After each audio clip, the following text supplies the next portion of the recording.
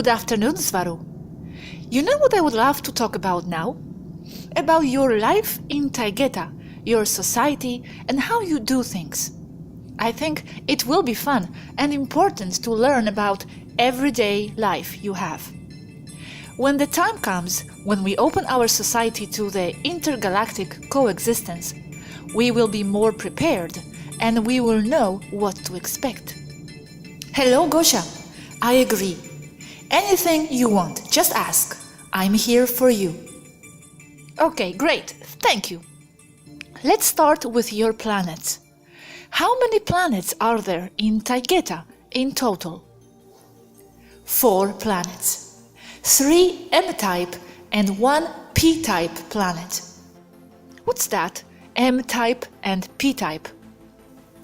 M-type planet temperature is 0 to 50 degrees Celsius average. P-class planet temperature is an average from -50 to 0 degrees Celsius.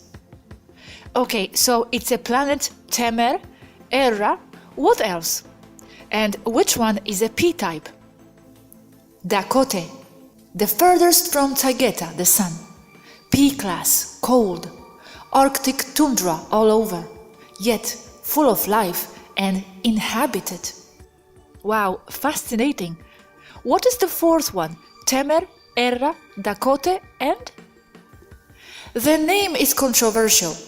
Procyon. It's controversial because it sounds like Procyon, the star. Nothing to do with it. We must be clear with this. It sounds alike, but it has nothing to do with our planet. It must be remembered that all these names, Erra, Temer, etc., are just the best sounding word to describe how it is in Taygetan language. I noticed some people say that Temer, for example, means temer, Spanish for to fear. That's ridiculous. In French, it would mean temer, of land of the sea. It will mean something else to other languages. Yes, it is obvious. Is Erra really like a twin planet of Earth? I think you said that before. Very similar, yes, but it has no deserts. And it's colder than Earth. Oh no, I love them, the deserts. Temer has plenty of deserts. It's more of a marine paradise planet. Erra is mostly forest. And Temer has no winter time, only spring, summer, autumn, and then spring again. Interesting. So no snow in Temer. Temer snow? No, never. Erra does, and it gets as low as 40 or 50 degrees below. Some places as far down as 80 degrees. And it gets snow and a lot. But it is okay in spring and summer, very green all over. It's like 80% forest covered. How big are your planets? Like ours? Erra is like 10% smaller than Earth. Temer like 8% smaller, almost the same. And they pull at 80% gravity, or 0.8 gram. So, is it lighter to walk? Yes, it is. Of course, it's normal for us. You only notice something different when you walk on Earth. You feel so heavy, like when you get out of a pool of water, having been in it swimming for a long time. Gravity in the ships is also set to a comfortable 8% compared to Earth. For us, it's simply the right setting. Do you have cities on those planets? Erra during the daytime looks very much like Earth. Erra, Terra, twin of Erra. And yes, we have cities. Largest city is in the island Toleka city, translating it, in Temer. But mostly small towns all over. We are not that many people. total population of 38 million in 4 planets. We do have some big cities, but they are rare, less than 10 of them in all the planets. The capital city, Toleka City, is the largest, with close to 700,000.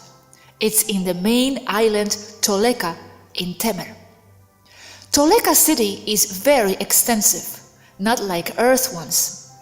This means with a lot of wild places in between the buildings and a lot of open spaces. And it's never congested. It's where the arts, music, and most social life occurs. And it's by the seaside, and it's also a harbor or port for both spaceships and sea ships, as Temer is a sea planet that only has islands and no continents. The biggest island is Toleka, and it's about the size of New Zealand. Toleka Island is also where there is the largest industrial complex systems or factories, all underground. And they are 100% eco-friendly, using only zero-point energy.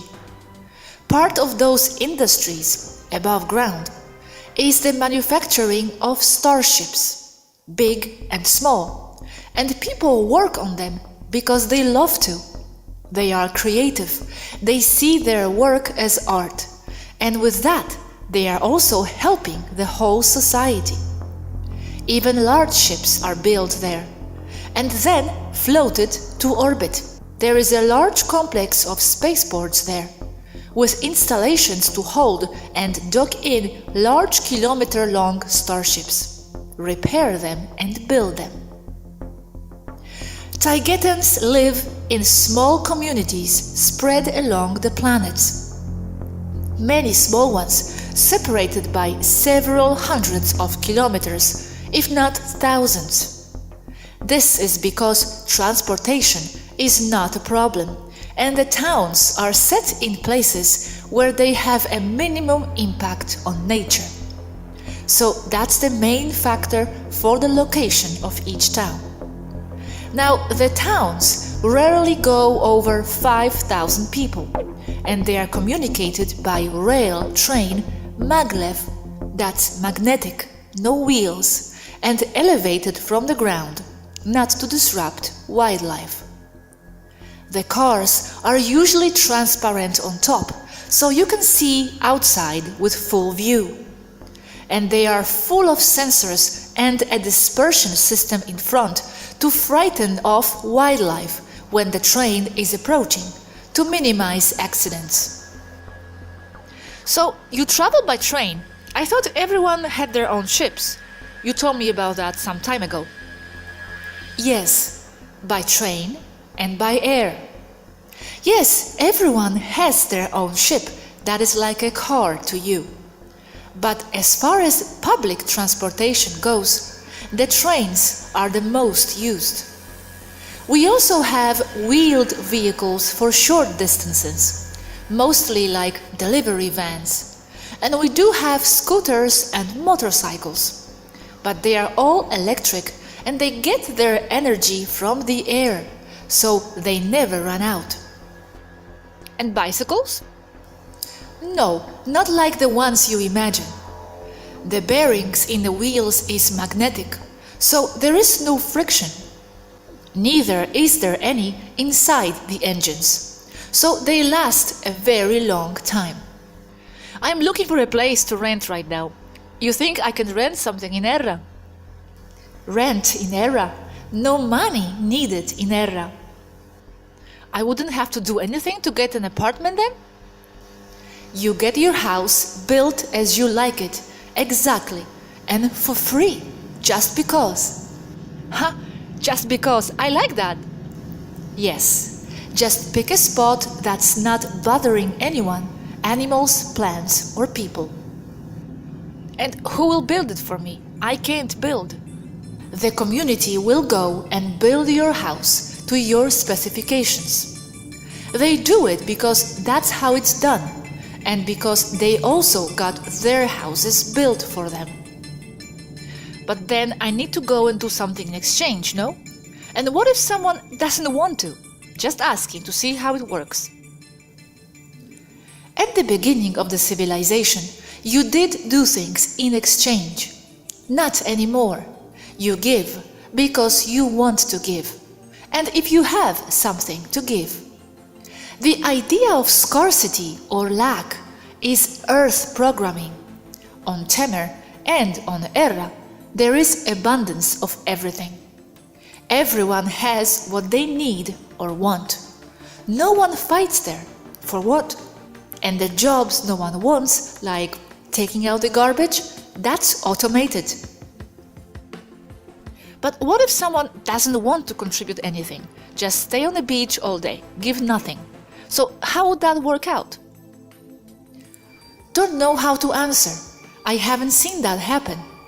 Everyone contributes just doing what they love to do. Sit on a beach all day. It's seen as something transitory and something that person needs. No one is like that, and all are sometimes. They are respected all the same. Sooner or later, that person will want to do something else, and like it or not, they do contribute. There isn't much to do anyway. It's all taken care for. There is complete abundance of resources and a lot of space for all. So everyone is exactly where each one wants to be and is doing exactly what they want to do. And in doing so, they are also helping and contributing to the overall society. And the things no one wants, like taking out the trash, it is all automated.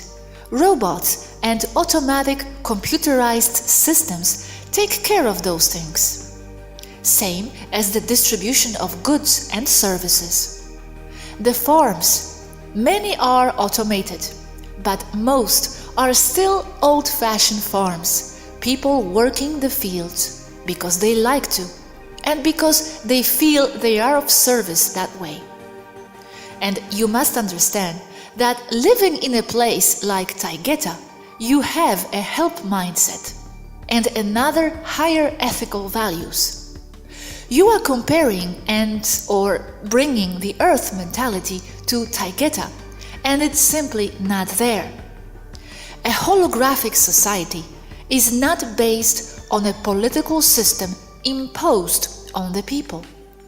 It's an individual mindset of everyone living there. For example, no one has lack mentality. There is abundance. People don't steal, as they have everything they will ever want. And what if someone wants to take 5 boxes of bananas instead of 1? Can they? Or is it like a communist system where everyone is entitled to the same quantity? They can. But what would they do with 5 boxes of bananas? They will only rot and spoil, and they would have a problem getting rid of them. You only take what you need, as you cannot resell. And there is always a banana supply. Okay, or if someone wants 10 dresses instead of 2, because they like to change twice a day. You can, no problem. There is no scarcity. Wow, cool. Sounds like a dream. Now, let's change the subject a little. What are your houses like? Are they like ours? I see your apartments and houses as unusually square and usually small, but I do understand why, as money limits everything. Everything here is rounded and large. Only inside the ship the rooms may take a more squared shape. This because of logistics, even in big ships. Wow, places round and large. I would love that. I feel so in love with a round type of architecture. I have been looking, and on your internet almost nothing resembles a Taygetan house interior. Maybe like this. Oh wow, these are my dream designs, really. Looks very much like a typical Taygetan Temerian house, only ours are a lot bigger and even more rounded. Yes, awesome. These are my favorite designs. I always say to people, why do people only design square houses? This is absurd and so boring. Taygetan houses are so big inside that they may have several levels and nature inside as interior gardens with a waterfall. You need the waterfall to purify your air, to ionize it. And you pass through little bridges with running water under them on your way to the kitchen. The water is always running, no tap water. You bathe in a little pool inside your bathroom. Are you saying that it's good to have a fountain, for example, inside the house? It's good for the air? Yes, it's good to have a fountain and running water inside. Water is not meant to be kept prisoner. It's meant to be free. It has a consciousness of its own. The only problem with having a waterfall or a fountain inside is that it will increase the humidity inside your house. And it may be too much, but that depends on your area where you live. If in Sedona, Arizona, then it's okay. If you are in Seattle, Washington, then no, it's too much, and it may help rot a lot of your things that are humidity sensitive. Some places may be so dry that a waterfall or a fountain inside will make the houses more livable, make it easier to breathe and fresher. Okay, now on the topic of religion, very fast, as I think we already have the answer. In your planets then, you have absolutely no existence of the so-called religions, right? You have spirituality, meditation, etc., but nothing else. No existence at all, only spirituality. Religion is a control structure imposed upon the population of Earth only. Perfect. Okay, now a little bit about travel. How far can you travel really with your ships? And do you travel for pleasure, as in going on vacation, or is it only in expeditions for work? Ships. We can go anywhere, and we have.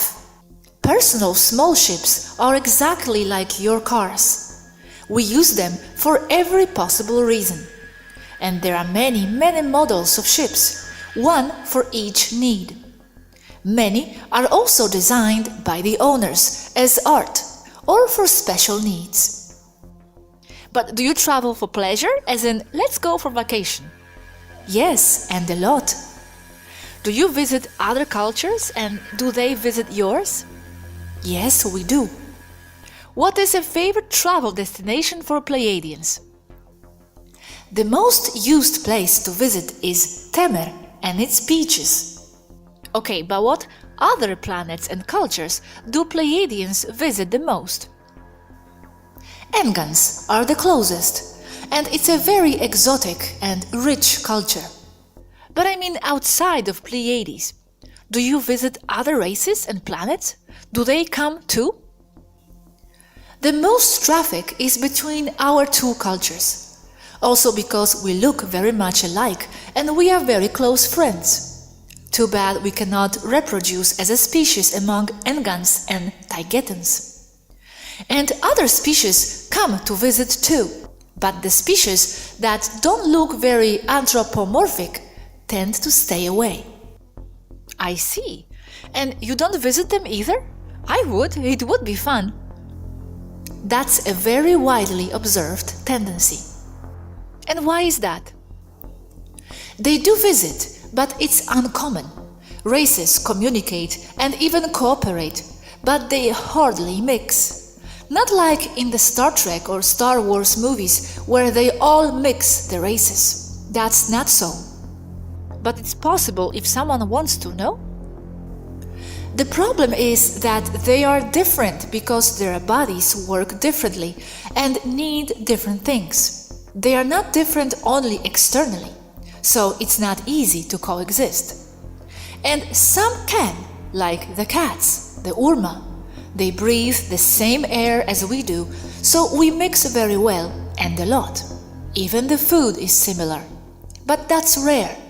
The Arcturians, for example, need a lot more oxygen than we do, so they cannot breathe in our atmosphere.